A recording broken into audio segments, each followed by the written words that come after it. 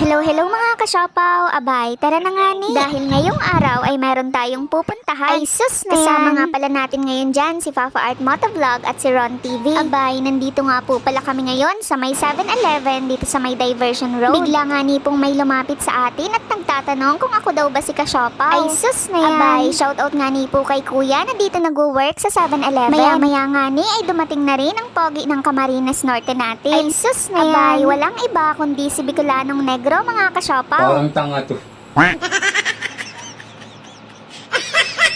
At dahil nga kompleto na rin kami ay bumiyahe na rin papuntang Paracale. Dito na nga po pala kami dumaan sa Labo Bypass Road. Abay, magsisimba nga po kami ngayong araw. At syempre ay makikifiesta na rin. Ay sus na yan. Abay, tingnan nyo nga ni mga kasyopaw at ang ganda talaga na dumaan dito. Habang papunta nga ni po kami ay medyo madilim ang langit. Abay, aabuti na naman yata ng ulan ang siopaw na yan. Ay sus na yan.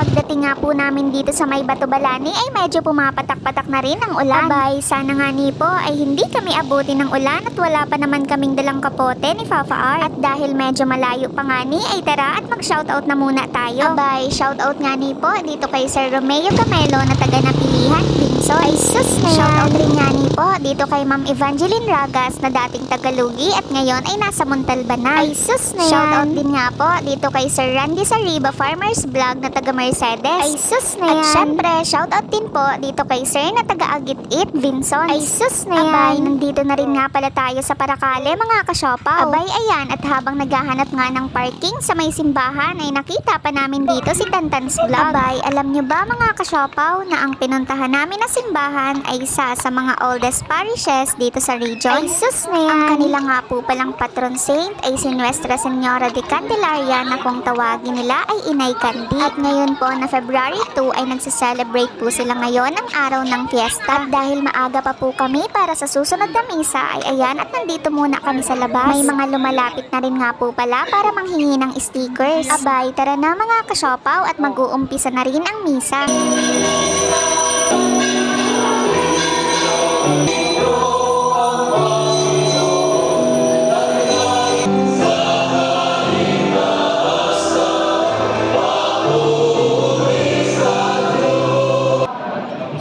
Bisa bumayo kayo mapayapa. Salamat sa Diyos. Viva!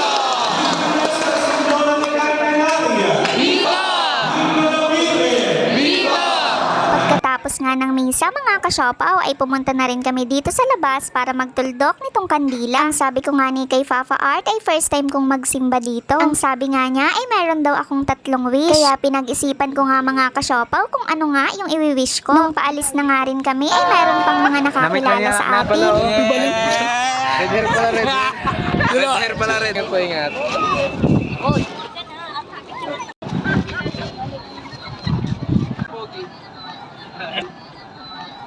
Parang tanga to. At dahil wala nga kaming kakilala dito mga kasyopaw ay naghanap na rin kami ng makakainan. Abay, dito nga ni kami napunta sa may Unli Rice. Yung minilgado. Naurulima ako guys, oh. Ako po dito guys, oh. Abay, alas 3 na nga ng hapon mga kasyopaw at hindi pa baga mga nanananghalian. Ay sus na abay, akala ko nga ni ay makakalibre na kami ng pagkain at fiesta. Abay, tara na mga kasyopaw at sabayan nyo na rin po kaming kumain. Ano yan be? Sabaw? Nakita namin yung tatay daw.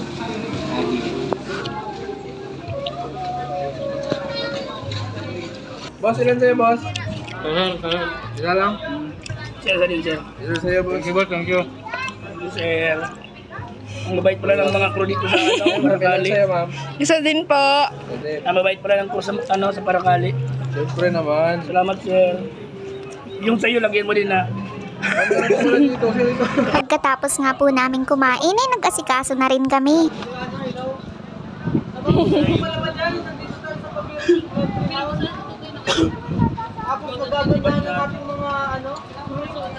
Abay, hanggang dito na lang mga kasyopaw. Happy fiesta po ulit. Maraming salamat sa panonood. Bye-bye!